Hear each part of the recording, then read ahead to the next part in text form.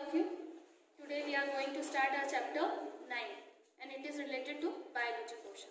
Okay, very well, you know very well. Okay, so the name of chapter is heredity and evolution.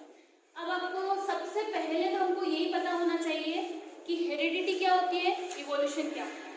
ठीक है, जब तक हम लोगों को ये नहीं पता है कि सब्जेक्ट क्या है और उसका जो टॉपिक क्या है, मेन टॉपिक क्या है, उसका मीनिंग क्या है, ये नहीं पता चलता है तो हम आगे कोई भी चीज नहीं पढ़ सकते.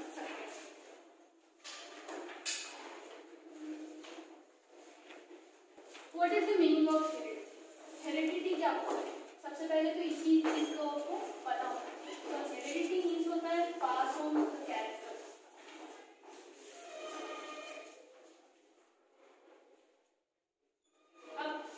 कैरेक्टर पास होना है ना, एक जनरेशन से जब दूसरी जनरेशन में कोई भी कैरेक्टरिस्टिक्स जो हमें हमारे मम्मी से, हमारे पापा से हम लोगों को मिला होता है, उस कैरेक्टर को हम क्या बोलते हैं, हेरिडिटी बोलते हैं. फॉर एग्जाम्पल क्या होता है, कभी कभी हम इसे बोलते हैं ना कि यार हमारे जो बाल हैं या हेयर्स जो है या फिर हमारी जो आंखें हैं, आई है, उसका जो कलर है वो हमारी मम्मी जैसा है, हमारे पापा जैसा है. ये चीज जो है हम लोग नॉर्मली बोलते हैं या दादा दादी जैसा है, नाना नानी जैसा है. इस चीज को हम नॉर्मल टर्म में यूज करते हैं. तो ये चीज हमारे पास में कहाँ से आई? हमें हमारे पेरेंट्स से मिली है. जो पेरेंट्स से ऑफ स्प्रिंग के अंदर जो कैरेक्टर ट्रांसफर होता है उसको हम क्या बोल रहे हैं, ये हमारे क्या है, हेरिडिटी. ठीक है, हेरिडिटी में बहुत सारी चीज होती है. जरूरी नहीं है कि हमारे जो बाल का कलर है या जो हमारी आंखों का कलर है या फिर हम जो काले दिख रहे हैं, गोरे दिख रहे हैं, स्किन कलर जो है, ये इन सब चीजों को छोड़कर इंटरनली भी बहुत सारी ऐसी चीजें होती हैं जो कि क्या होता है, हमारी जो है हेरिडिटी से मिलती है. फॉर एग्जाम्पल है ना, किसी को अगर मान लो कि आपके जो मतलब बहुत अच्छी डिसीज बता रही हूँ आपको, थायराइड डिसीज जो होती है ना, वो डिसीज जो होती है या कहाँ से मिलेगी, या आपको आपके हेरिडिटी से मिलेगी. मतलब आप लोगों की या तो आपके नाना नानी किसी को हो या दादा दादी में किसी को हो या आपकी सिस्टर हो, कोई भी, तो जो आप लोगों को आपके मम्मी पापा के अंदर तो नहीं दिखा था, लेकिन अब आप वाली जो जनरेशन है या आप वाली जो ऑफस्प्रिंग है वो उसमें क्या दिखाई दे रहा है, आपको दिखाई दे रहा है. तो वो कैरेक्टरिस्टिक या वो जो कैरेक्टर है या वो जो डिसीज है वो क्या कहलाती है, हेरिडिटी डिसीज कहलाती है. समझ में आ रही है आपको इतनी बात, है ना? तो ये जो कैरेक्टरिस्टिक्स है इसको हम क्या बोलते हैं, हेरिडिटी बोल रहे हैं. अब हम जो है इसके बाद में इसको आगे बढ़ेंगे कि हेरिडिटी में और क्या क्या चीज होती है, कौन से कैरेक्टर होते हैं. तो पहला जो कैरेक्टर होता है उसको बोलते हैं रेसेसिव और दूसरा जो कैरेक्टर होता है उसको डोमिनेंट बोलते हैं. अब डोमिनेंट और रेसेसिव ये भी दो न्यू टर्म्स हैं आप लोगों के लिए. अब इनका मतलब क्या होता है, रेसेसिव और दूसरा जो है वो क्या है, डोमिनेंट. रेसेसिव मतलब होता है छिपा हुआ, है ना, हिडन कैरेक्टर. ठीक है, और डोमिनेंट जो होता है वो शो करता है.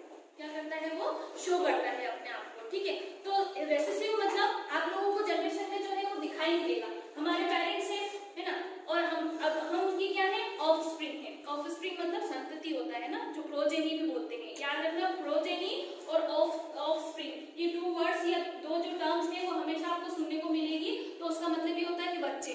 ठीक है, ऐसा मत सोचना कि ये कहाँ से आ गया, वो कहाँ से गया. प्रोजेनी और ऑफस्प्रिंग ये दोनों ही वर्ड जो होते हैं ये बच्चों से रिलेटेड है. हमारे पेरेंट्स की हम क्या है, ऑफस्प्रिंग है. ठीक है, तो ये जो हमारे अंदर जो कैरेक्टरिस्टिक्स होते हैं, जब अगर अपन ये बोलेंगे वो कैरेक्टर जो है वो छिपा हुआ है या रेसेसिव है, तो वो क्या होगा, हम लोगों के अंदर दिखाई नहीं देगा.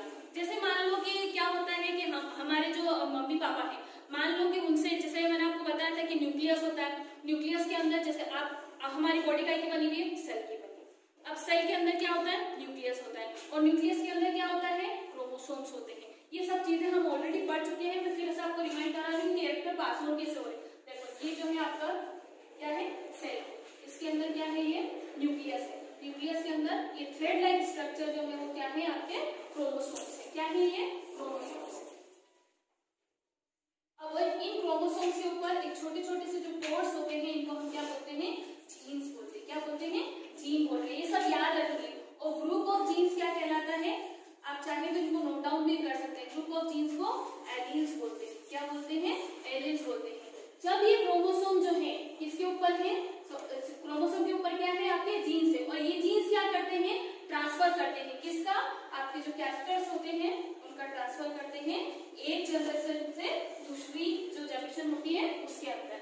अब ये जीन्स जो कैरेक्टरिस्टिक लेकर आ रहे हैं जनरेशन के अंदर, है ना, कभी कभी क्या होते हैं कि ये शो नहीं हो पाते हैं। फॉर एग्जाम्पल अगर मैंने बोला है कि मतलब मैं बहुत ज्यादा, जैसे मान लो एक एग्जाम्पल दे रही हूँ, मैं बहुत ज्यादा मतलब जैसे मेरे जो पेरेंट्स हैं, मेरे पापा जो है बहुत ज्यादा टॉल है ना, और मेरी मम्मी जो है वो मतलब इतना एवरेज है उनकी हाइट, ठीक है। तो मेरे पापा से मुझे क्या मिला है, जो कैरेक्टरिस्टिक मिला है वो क्या मिला है, जो हमारी जो हाइट है वो दिया तो है मेरे पापा ने, जीन्स के थ्रू आए हैं, क्योंकि बहुत सारे, मैंने बोला था कि नंबर ऑफ क्रोमोसोम्स कितने होते हैं ह्यूमन बींग्स के अंदर, जो नंबर ऑफ क्रोमोसोम होते हैं वो कितने होते हैं 46, 23 पेयर्स होते हैं, इनका डबल हो जाएगा, क्या होता है 46। ये याद रखना है, ये नंबर ऑफ पेयर्स अगर समझ में आए, हेरिडिटी कुछ भी समझ में नहीं आएगी।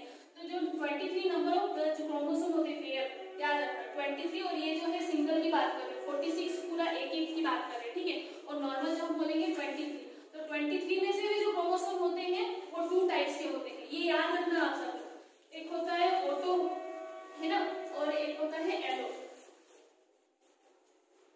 ऑटो मीन्स जो होते हैं, जो मेल और फीमेल जो दोनों होते हैं उनमें सेम होते हैं, ठीक है, मेल और फीमेल दोनों में सेम होंगे। और एलो जो होते हैं वो इनमें क्या होते हैं, डिफरेंस होते हैं, जहां पे मेल और फीमेल को क्या किया जाता है, सेपरेट किया जाता है, ठीक है। क्योंकि हमको पता है कि हमारे अंदर नंबर ऑफ क्रोमोसोम कितने हैं 46 है ना, 23 पेयर्स है। अब इनमें क्या होता है कि एक पेयर होता है, ये हम ऑलरेडी 8th क्लास में पढ़ चुके हैं। जो एक पेयर होता है वो कौन सा होता है, सेक्स क्रोमोसोम का होता है ना, जो ये डिफाइन करता है कि हम क्या है, फीमेल है या मेल।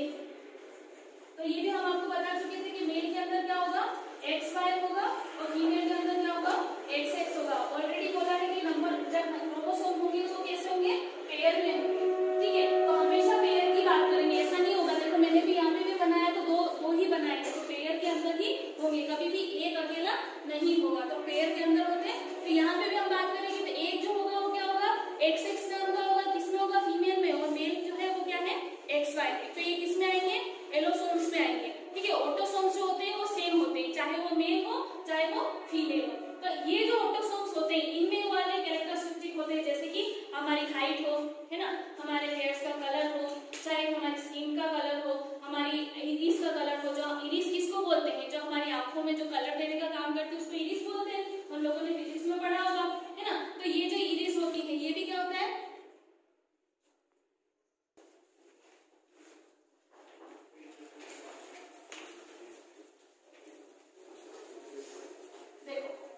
रेसेसिव बोला, डोमिनेंट बोला। रेसेसिव क्या है, छिपे हुए हिडन कैरेक्टरिस्टिक्स है, और डोमिनेंट क्या है, आप लोगों के ऊपर के सामने आएंगे, या आप लोगों की जो जनरेशन है उसके अंदर एक्सप्रेस होंगे। जैसे कि मैंने आप लोगों को बोला कि फॉर एग्जांपल आपकी जो पापा है ना, मैं अभी बात करती मेरे पापा की बात कर रही थी कि जैसे मेरे फादर जो है वो क्या है, टॉल है ना, लंबे हैं, और जो मेरी मदर है वो एवरेज हाइट की है। ये मैं आपको फैक्ट बता रही हूँ, ऐसा कोई कुछ है नहीं, मतलब है ना, मतलब ये मतलब कहीं से वो नहीं लेके आई हूँ कि हाँ मैं झूठ बोल रही हूँ, ऐसी कोई चीज, फैक्ट चीज है। तो देखो मेरे पापा जो है वो टॉल है, अब मेरे अंदर ये कैरेक्टरिस्टिक आया होगा मेरे फादर से, कौन सा, हाइट वाला, है ना, आया तो है वो हाइट वाला जो कैरेक्टर, मतलब उसको ये मान लो आप कोई सा भी नाम दे दो, ऐसा जरूरी नहीं कि XY रखोगे या Y, तो ये ऐसा भी रख सकते हो AFB। तो मान लो कि B वाला जो कैरेक्टर है वो कौन सा है, हाइट वाला कैरेक्टर है, ऐसे आप मान सकते हो। तो नंबर ऑफ क्रोमोसोम इसलिए हमने डबल लिखा है, ठीक है, इस बात को आप क्लियर रखना। तो जो हाइट वाला जो कैरेक्टरिस्टिक है वो मेरे अंदर आया है, लेकिन वो मेरी जो मतलब मेरे अंदर है लेकिन वो एक्सप्रेस नहीं हुआ, क्या हो गया, वो रेसेसिव हो गया, छिप गया। तो मेरी जो हाइट है वो कैसी रह गई, नॉर्मल ही रह गई। लेकिन अब जो मेरी जो ऑफस्प्रिंग होगी, मतलब मेरी जो बेटी है उसके अंदर वो कैरेक्टरिस्टिक जो होगा वो शो हो सकता है, ठीक है। ये सब जरूरी नहीं कि वो मेरे अंदर से ही आया हो, फादर के अंदर से भी आ सकता है। मैं जस्ट आपको एक एग्जांपल दे रही हूँ। तो मेरे अंदर से क्या हुआ, मेरी जो ऑफस्प्रिंग थी या जो मेरी बेटी थी या जो मेरे बच्चा है उसके अंदर वो कैरेक्टरिस्टिक्स क्या हो गया, शो हो गया। तो वो जो कैरेक्टर है वो क्या कहलाएगा, रेसेसिव। और अगर वो मेरे अंदर ही आ जाता है ना तो वो क्या हो जाता, डोमिनेंट। मतलब वो जो छिपा हुआ कैरेक्टरिस्टिक था वो क्या हो गया, उसको छिपा दिया, रेसेसिव कैरेक्टरिस्टिक है, लेकिन वो ऐसा नहीं होगा कि वो कभी जनरेशन में शो ही नहीं होगा, होगा, डेफिनेटली होगा, पर हो भी सकता है, नहीं भी हो सकता है, ऐसा भी बोल सकते हो आप। तो रेसेसिव क्या है, हिडन कैरेक्टरिस्टिक है, और जो उभर के सामने आ जाता है वो क्या है, डोमिनेंट है, मतलब उसको हाइड कर दिया। अब जैसे मतलब मान लो कि मेरी हाइट पापा जैसी हो गई है ना, तो वो कैरेक्टरिस्टिक क्या हो गया, डोमिनेंट हो गया। और मम्मी के से जो आया था वो क्या हो गया, हिडन हो गया, छिप गया, वो इतना बार आपको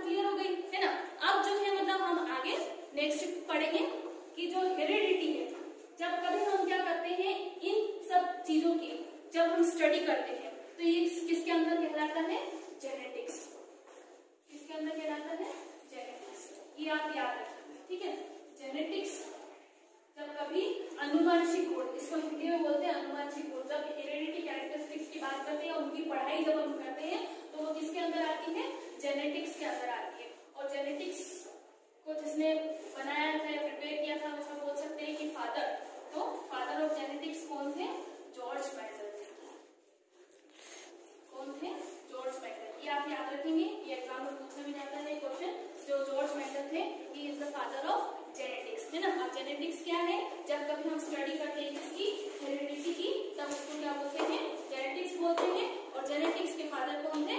जॉर्ज मेंडल थे। अब जॉर्ज मेंडल को ही क्यों कहा जाता है फादर ऑफ जेनेटिक्स? वो किसी रीजन की वजह से कहा जाता है। अब वो रीजन हम देखेंगे क्यों बोला जाता है। इन्होंने क्या किया था? कुछ लॉज दिए थे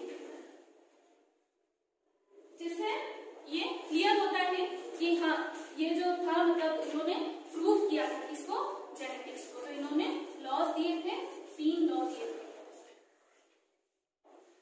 है ना। वो तीनों लॉज को हम पढ़ेंगे नेक्स्ट।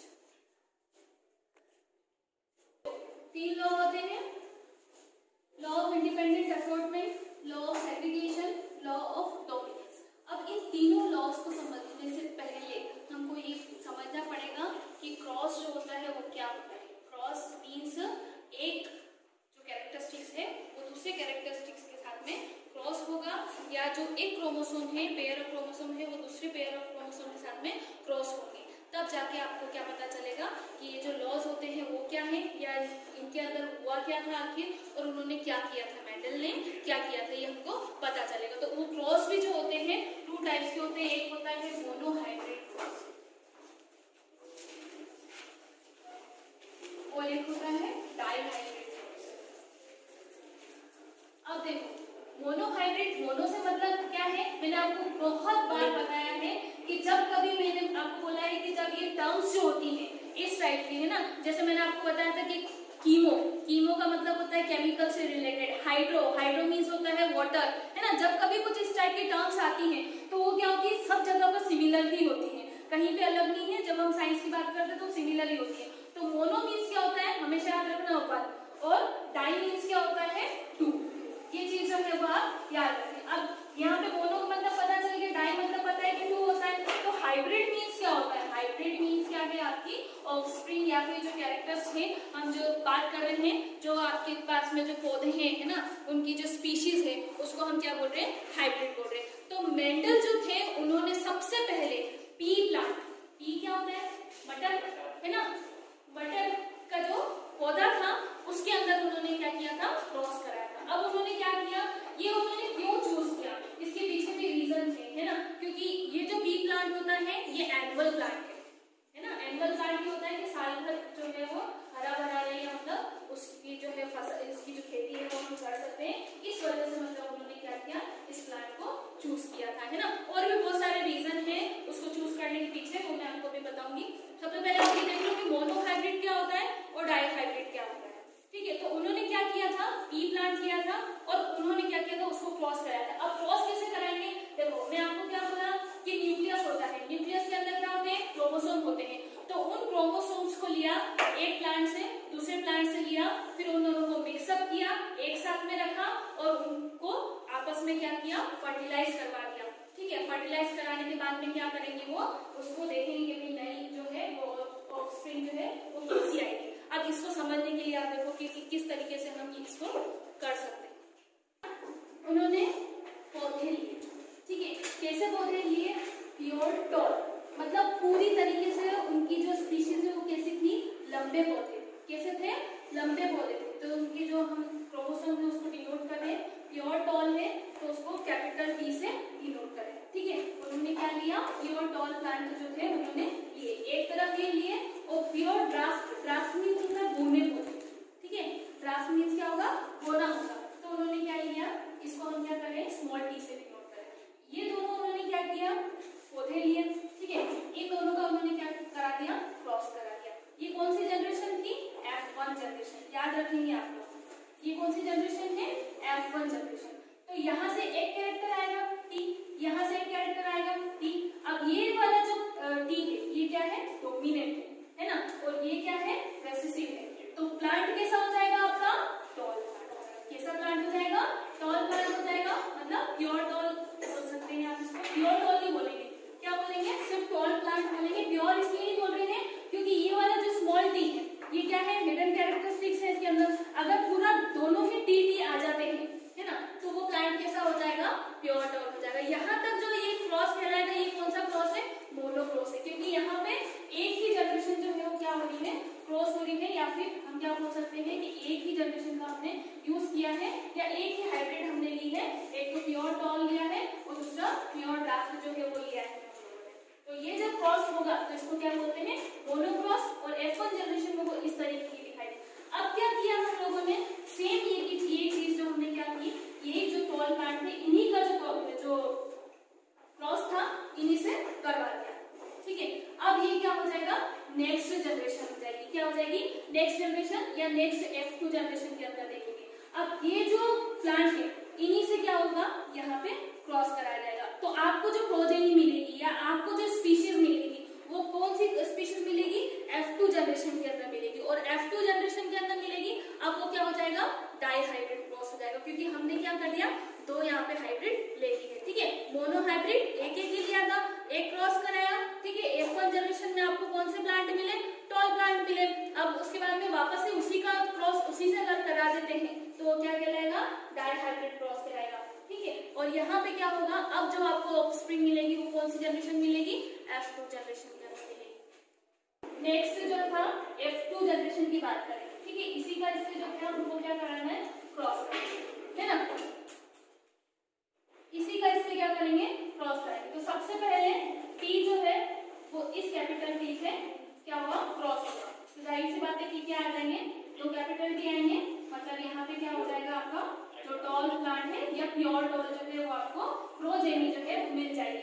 अभी हम क्या बात कर रहे हैं, ये F2 जनरेशन है, मतलब डाई हाइब्रिड क्रॉस हो रहा है, ठीक है। अब ये वाला जो T है ये सेम इसी से क्रॉस करेगा। इसका क्रॉस पहले इसमें करा रहे हैं तो दोनों कैपिटल है। अब इसी का क्रॉस हम किससे कराएंगे, स्मॉल टी से कराएंगे। तो ये T मिला और एक ये T मिला, क्लियर है सबको। फिर इस वाले का क्रॉस हम इस वाले से कराएंगे तो T और T मिलेगा। अब इसी का क्रॉस हम फिर से इसी से कराएंगे तो T, स्मॉल t और स्मॉल t मिलेगा। आगे आपके पास में 50-50 का रेशियो, ठीक है। ये प्योर टॉल हो गया,